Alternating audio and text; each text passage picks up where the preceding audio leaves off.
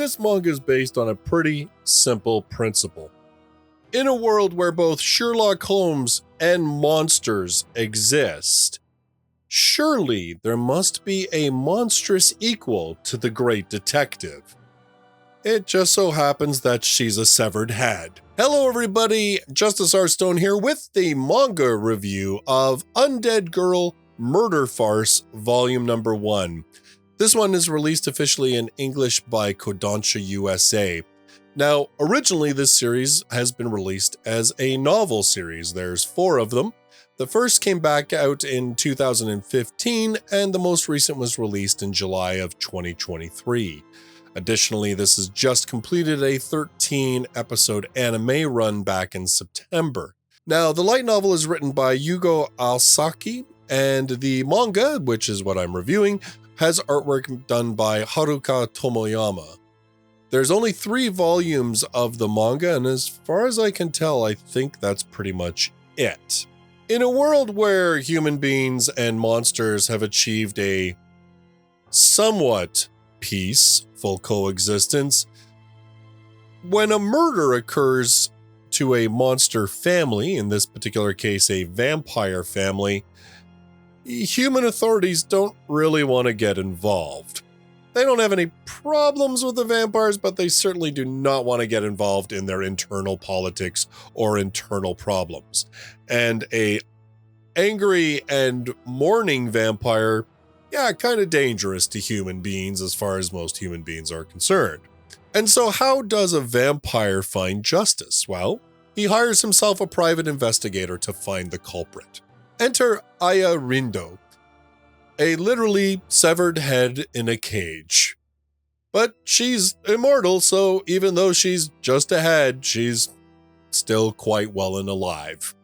She has 2 attendants with her, Tsugaru Shinichi, who is known as the cage user because he literally carries Aya around, and then her attending maid, which is Suzuku Hase. They're hired to find out who murdered Hannah Goddard, the wife of Lord Goddard, who is a vampire that has lived quite peacefully alongside humans of the nearby village for a good number of years, and in fact has brought a great deal of prosperity to the village. And this first volume starts with their investigation of the Goddard house and trying to piece together what exactly happened to Hannah Goddard. Now, I mentioned Sherlock Holmes because Sherlock Holmes is, in fact, name-dropped in the manga very clearly as if he actually exists. So, and it is set in that time period of the original Holmes novels, the turn of that 19th century. So, yeah, this is what is going on. It is set in this era. Even just taking a look at a quick little cast list of the anime, it does appear that, in fact, Sherlock Holmes even shows up as a character. And if you've watched any Sherlock Holmes type shows, you'll be very used to the deductive reasoning that Sherlock uses in order to come to certain conclusions. And you will recognize very quickly that that is exactly what Aya is doing in this book.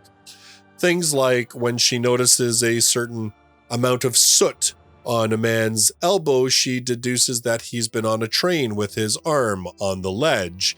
Things about the cleanliness of clothes, things about whether a man's given up drinking because there aren't stains on his clothes that are more recent. And as I said, if you are used to Sherlock Holmes type books and Sherlock Holmes type deductive reasoning, this is very much up that alley and is done very much the same.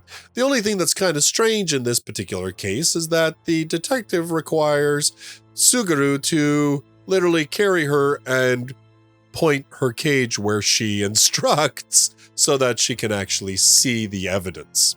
And if a brilliant detective that's a severed head isn't enough of a farce, there's quite a number of farcical elements that come into this book. Tsugaru, I would say, is probably the biggest source because he seems like this very somewhat slacker. He's kind of cheap. He just seems to be very loose and flippant. but you do get the sense that there's something very serious going on beneath the surface, and that perhaps this is a facade put on in order to put people at ease or put them off their guard. Additionally, Aya is a very agreeable and very courteous woman, and incredibly intelligent, of course, and that is partly attributed to the fact that she is over 1,000 years old and so has spent a great deal of time studying human beings. And then Shizuku, who is her maid, is the very quiet but quick to violence type. There's not a lot of heavy character lifting in this first volume, mainly because there's a lot of characters to introduce. Aside from the actual 3 sort of detective band, there is also the whole Goddard family. Goddard has 2 sons, a daughter. Of course, we don't actually meet his wife, but we learn about her. And then the household also has a butler and a maid. Did the butler do it?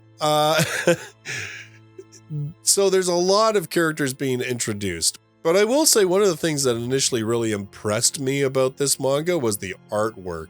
I mean, it is just so good in terms of evoking that very gothic, dark feeling. The detail at certain points, especially when they are doing their investigation of Hannah's study where she was murdered, there's just so much put in there. I don't know if it's to help just evoke the mood or if it's also to sort of evoke how much detail Aya herself is trying to take in, you know, like almost representing in art kind of how this character is envisioning the world, because she's obviously looking for all of this detail, and in turn, the artwork is far more detailed. And as the story progresses, admittedly, it's not a bad little murder mystery. The only thing is that just as Aya announces who the killer is, the book literally ends. To be continued in the next volume, which I didn't read for the purpose of this review, so I kind of feel like I'm sort of hanging in the middle of everything right at the moment, but great hook to get you to check out volume number 2.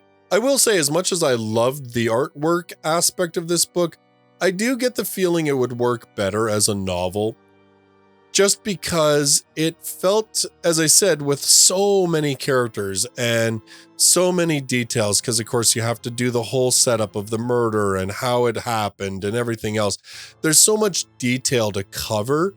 I kind of felt that some things were glazed over, and I didn't really feel like I was getting a full feel exactly of who the characters were. I do really think that this is a great premise for a series.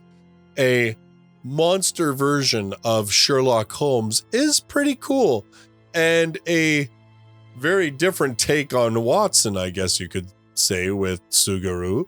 But it's also set in an interesting world, because even though humans are aware of monsters, there has been purging of monsters done by humans. And so even though there are instances where there is this peace, such as what Lord Goddard has with the villagers nearby, you still get the sense that there is unrest. There is still a sense that this world is a powder keg just waiting to go off. And despite there being mention of laws to prevent the unnecessary hunting of monsters, it really feels like, well, I don't want to spoil anything, but you do get the sense that there are a number of human beings that don't really care what the law says and are pretty convinced that they are completely justified in not living peacefully alongside monsters. So it adds a different level of tension to the whole proceedings, because you really don't know who the killer is. Is the killer someone within the Goddard home? Is the killer a human being who wants to kill monsters because they feel that monsters should be eliminated? You know, perhaps they were a former monster hunter before this whole situation happened where laws were put in place to stop the unnecessary slaughter of monsters. Was the culprit an outside monstrous entity? I don't know yet, because this one, as I said, it ends on a cliffhanger that, you don't really know the motivations or how it was done yet. But as I said, I just think that it is a really cool concept, and it's set in a cool world because it adds a different level of dimension in terms of who culprits can be. Are they monster? Are they human? Is the motivation some sort of genocidal ideations that, monsters shouldn't exist? Is it internal in terms of just strife within the family household?